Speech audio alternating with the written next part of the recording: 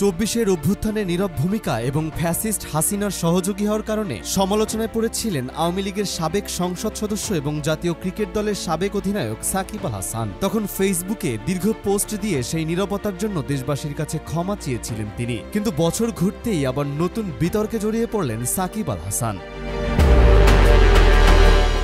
রোববার রাতে নিজের ভেরিফাইড ফেসবুক পেজে পতিত স্বৈরশাসক শেখ হাসিনাকে জন্মদিনের শুভেচ্ছা জানান তিনি। সেই পোস্ট ঘিরেই সামাজিক যোগাযোগ মাধ্যমে শুরু হয় ব্যাপক সমালোচনা।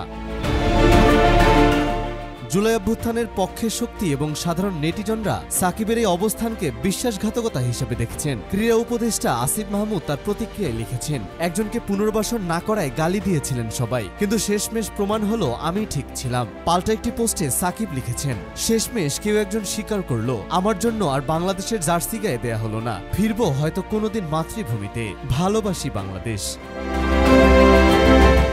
তবে এই স্ট্যাটাসে আবারও ক্ষুব্ধ প্রতিক্রিয়া এসেছে জাতীয় নাগরিক পার্টির উত্তরাঞ্চলের মুখ্য সমন্বয়ক সার্জিস আলমের লেখায়। তিনি লিখেছেন, লোভ আর স্বার্থের কাছে বিক্রি হওয়া মানুষের বাংলাদেশের জার্সি আর বাংলার মাটিতে গায়ে দেওয়ার কোনো অধিকার নেই। এই বিতর্ক মনে করিয়ে দিল যারা স্বৈরাচার শেখ হাসিনার দোসর ছিল তাদের প্রতি জনগণের ঘৃণা এখনো কমেনি।